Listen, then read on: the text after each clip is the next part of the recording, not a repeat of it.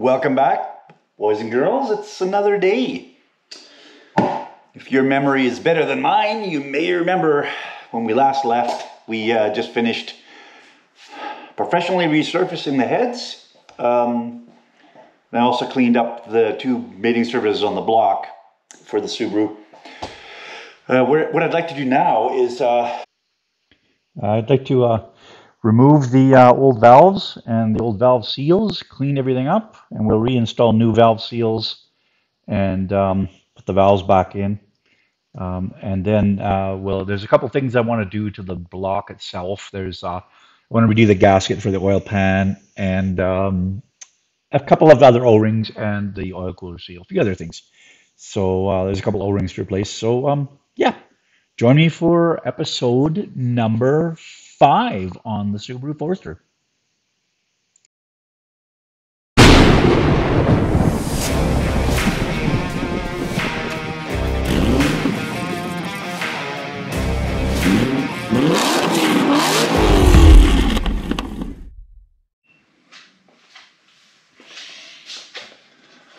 All right, so here's the one of the heads off the engine.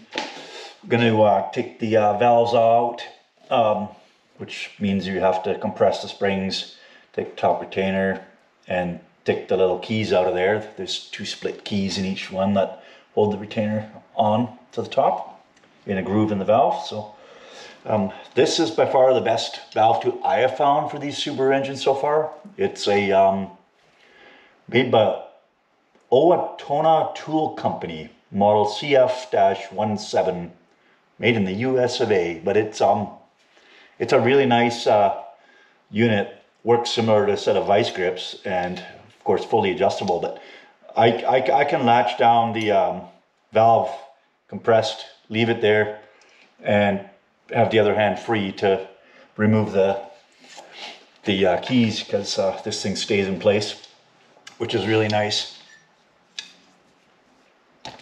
So what I've also got set out here is just an egg carton, just to keep all the pieces separate. The important part is to keep the valves in the right positions. They tend to kind of wear into their seats, so if you mix them up, you could have one that doesn't seal right. And I know ours all sealed perfectly, so I'm not worried about a valve job or anything, because we had really good compression on this engine. So I'm not going to be resurfacing them. I'm just going to clean them up a little bit. So we need to take them out though and take them apart and clean everything properly and put new seals in.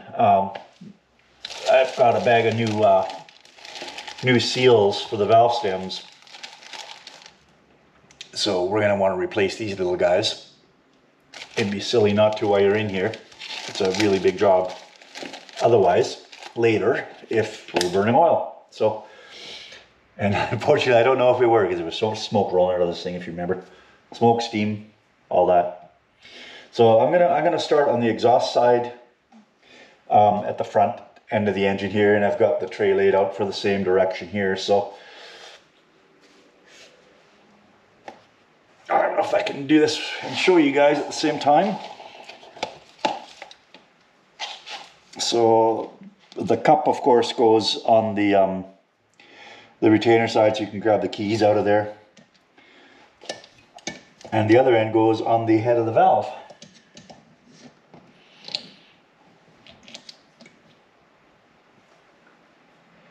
Just make sure you line up the business end with the center of the valve, so you can get at the keeper. So it'll look like that. And when you're happy with the positioning,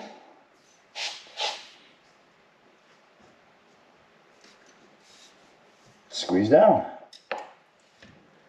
Now on this one, the keeper fell out right away on its own, as you may have seen, but get yourself a little magnetic tool, because that's the best way to get these out of there.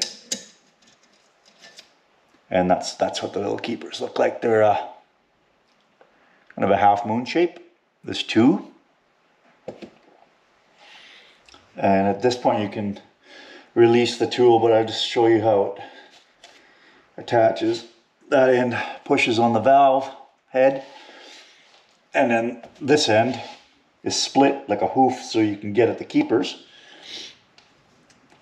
Release it.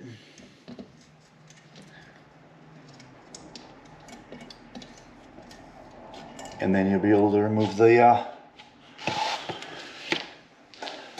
spring on the retainer. It sits in there like that. So I'm just going to put these in the egg crate, and the valve should pop out. There's the first exhaust valve. Not looking too shabby, actually.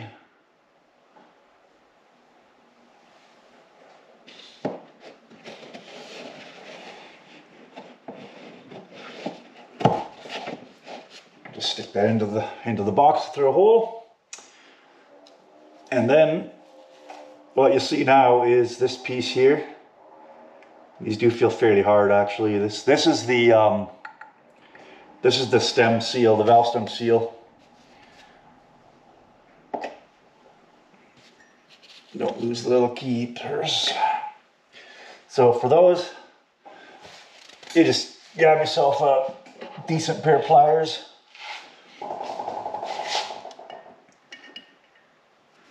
Grab on, twist and pull. There we go. Keep in mind, when you take these off, you do destroy them.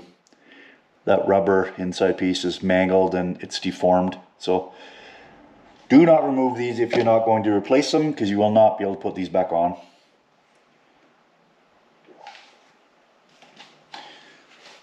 Also, one thing of note, there's a seat down on the bottom here. Easiest way to take that out is with the magnet. It's just a hardened washer, so the valve doesn't wear out the aluminum. And pro tip, don't put these on before you put this back in, because the hole is not big enough to allow the washer to go over top of these valve stem seals. So ask me how I know. Alright, I'm going to go ahead and remove the rest of these. It's the same procedure for all of them. I won't bore you guys with that. I'll return when we put this back together after I clean it. See ya. Alright, here's what we're looking like now with all the valves removed. Here's our precious cargo all organized in the egg crate. Pretty good. There's a lot of gunk and deposits in here from over the years. It is an old vehicle, but now with all these valves out of the way, it's a good time to just give everything kind of a wipe out and do a nice inspection of everything.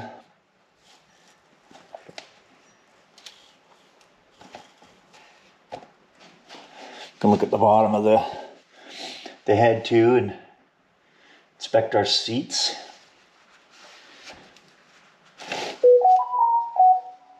The intake ones are always going to be nice and clean because those get washed with gasoline all the time. It's the exhaust ones that tend to build up a little bit of crud on them, but those actually don't look too bad. And honestly, I wasn't expecting any red flags on this side because we know our testing and our leak down and compression tests were both decent. So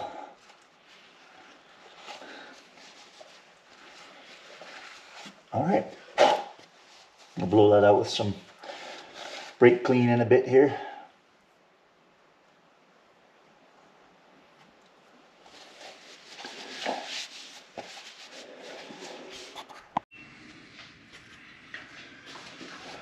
Okay, got ahead and cleaned off all the surfaces, top and bottom on the head. Got rid of all the gunk that was stuck on there. So I'm just going to put the valves back in with new seals. So start with the reverse process and go with the intakes first.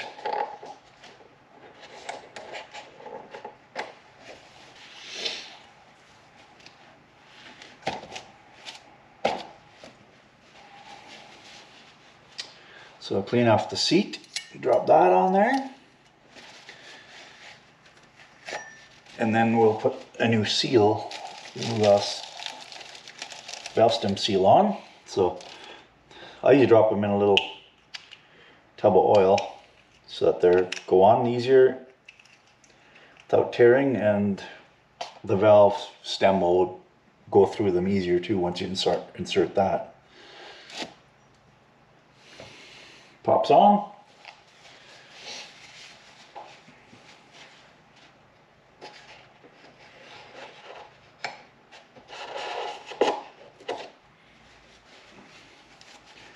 Take your valve and get some oil on there too. And if you get oil in the groove there where the keeper is going to go, that seems to help keep it in place as you're trying to put it in there. With the compression tool sitting in there, so I like to put a little bit in there too. Rotate it a little bit and stuff it through the seal. There we go.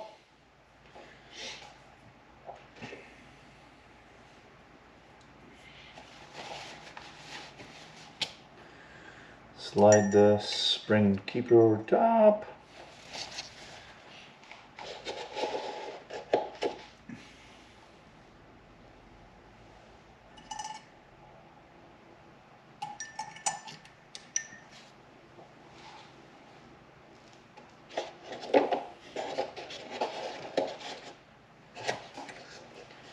We'll get the retainers ready.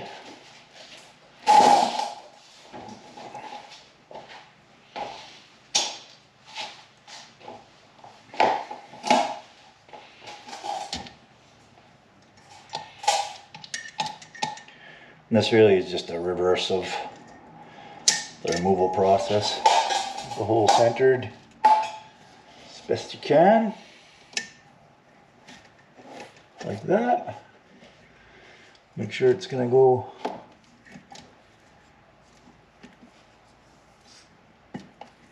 through the valve, compress it.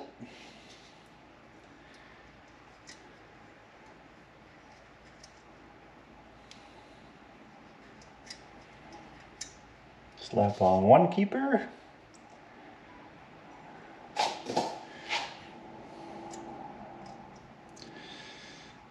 Slap on the other keeper and slowly release the tool. There we go. That is one done. Not much to it. Just take your time so you don't mark up any surfaces that you shouldn't be, and you'll be good to go. I'm going to go ahead and put the rest of these in so I don't bore you guys, and then we'll move on to the next step. Hey, new O-rings in, the coolant crossover pipe installed, 4.7 plus 0.4 foot-pounds of torque.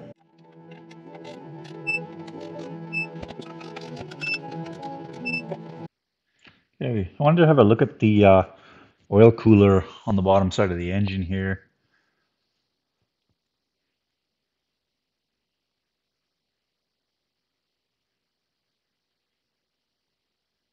So oil and coolant do have a potential to mix in here. We've got oil coming down through it, and oil and antifreeze going through the cooler to cool it. So if something's ruptured, the fluids could mix in there.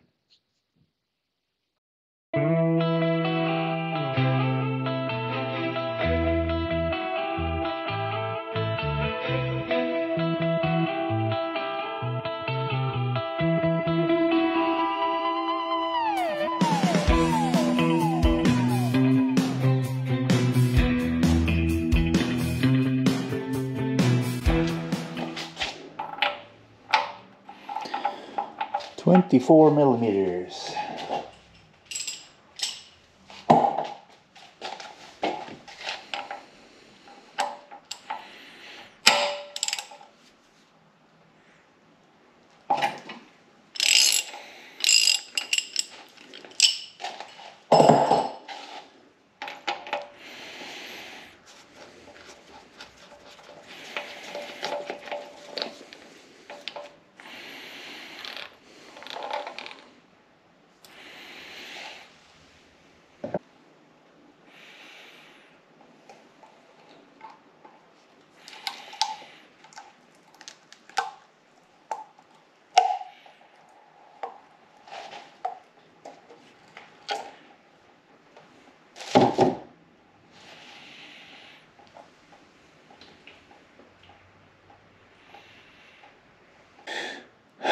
Well,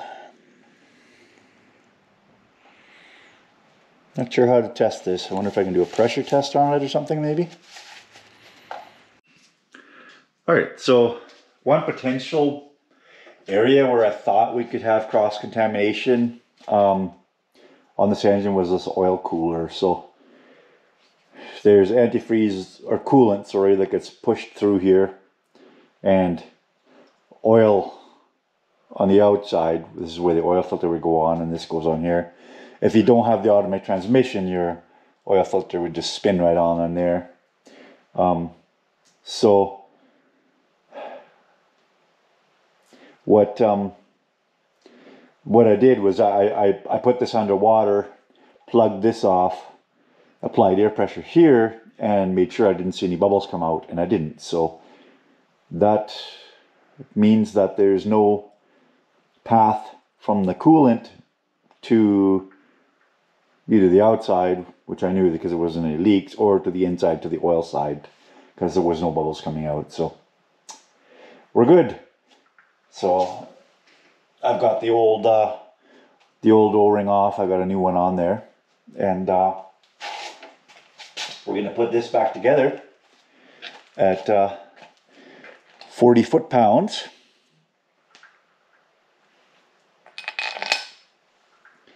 So I'm just gonna put this back together here, and it's gonna need a pair of pliers actually.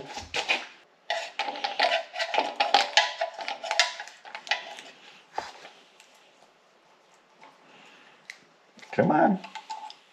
Don't be like that. Nope. Oh, you son of a...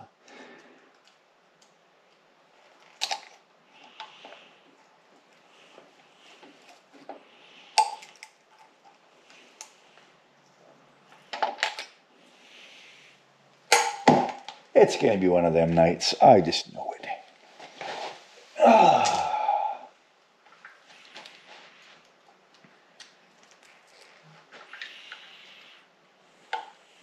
Get this back on the hose. Yeah, you ever have one of them nights? You know what I'm talking about.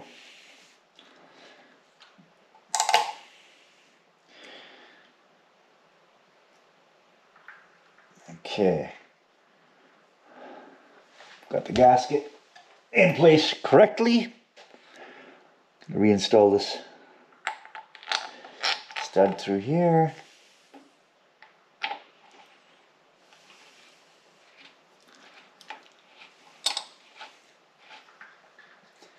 The bottom hose started. Get its clamp back on. There we go. Okay.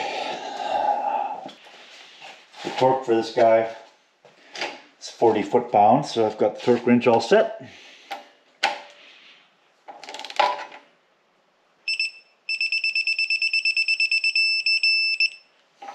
There we go.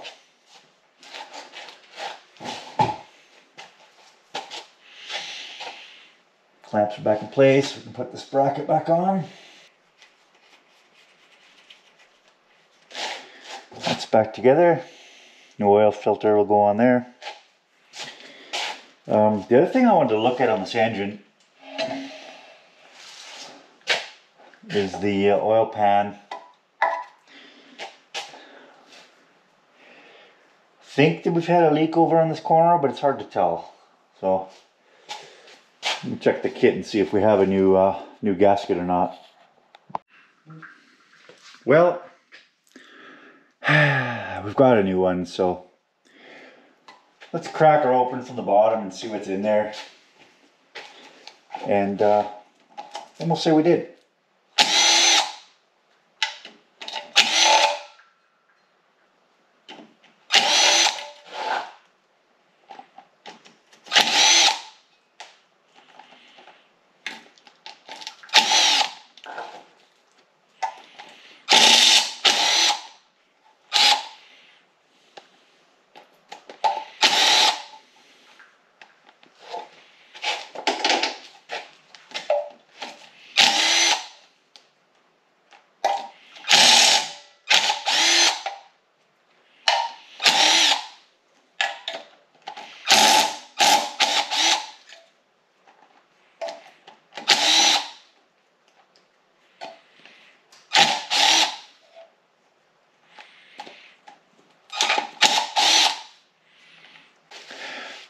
14 of them buggers, in case you were wondering. Like 10 more than it needed, probably.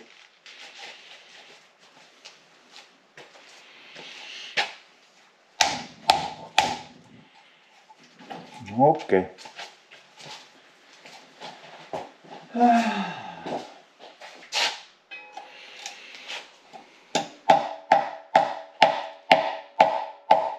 What the?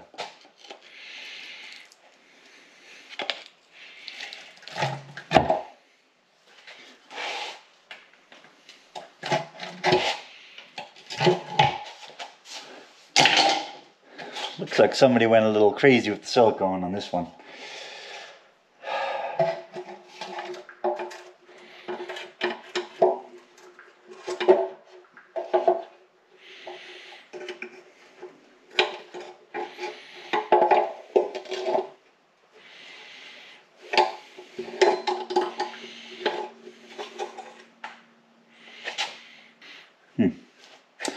Well, I'm sure you were also curious what the heck this was all about.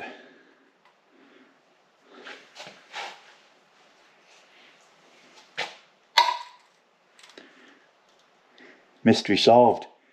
Somebody siliconed a magnet on the bottom to catch up shavings. And the good news is nothing on the inside where that magnet resides. The funny thing though, I don't know if this is a factory thing. There's no gasket. There's absolutely no gasket. Somebody put a really thin layer of silicone on here, which is hard and brittle and might have been the wrong type. I'm not sure. But that's going to be fun to clean up. But there's no cork gasket. I don't know, is that a thing? Comment below if you have seen this before, if you know if that's an acceptable practice or if the factory did that. I don't know. I'm not sure why the kit included a brand new gasket, so I'm glad I looked in here and saw nothing funky going on though, so I'm going to go ahead and clean this up and then we'll put it back together with a gasket. I don't know. I'm going to check the manual and see if it shows a gasket actually. Clean these surfaces both up and I'll get back to you on the manual.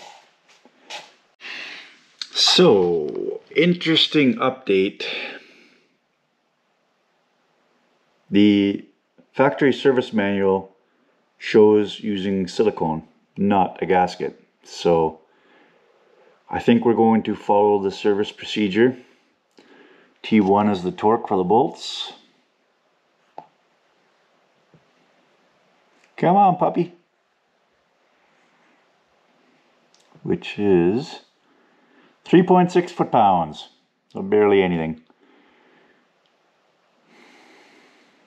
Yeah. Forget the gasket. We're going with the silicone. Okay, we're supposed to apply fluid packing to the mating surfaces. Then assemble finger tight, and after 30 minutes, bring it to the right torque. So,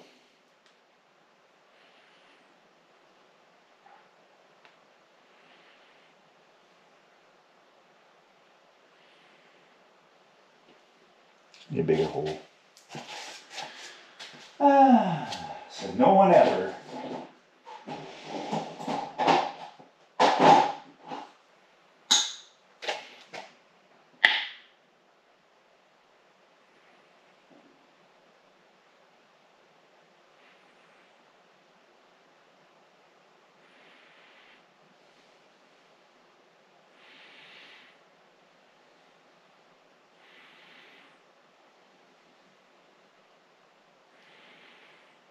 Just take your time, make sure you get it nice and continuous.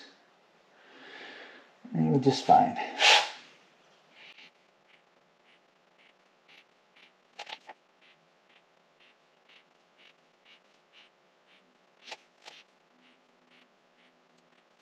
Okay. Place the cap.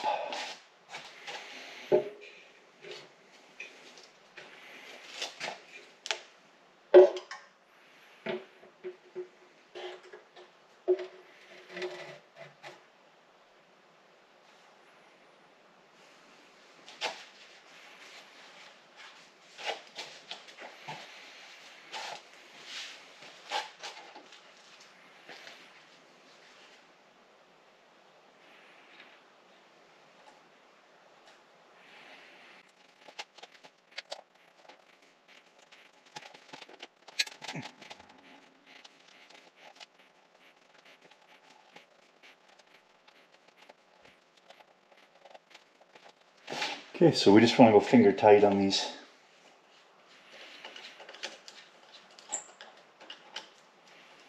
So it starts to ooze out.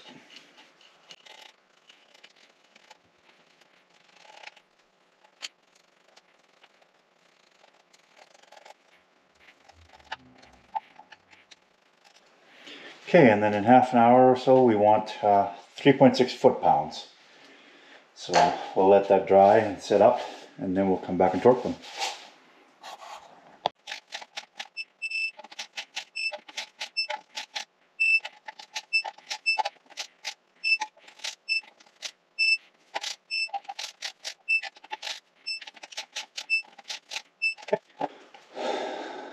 Oil pan done, oil filter's on. We got to put the tube back in, but I'm going to wait till the head's on, I think. Next, the fun part. That's tomorrow's problem. Good night.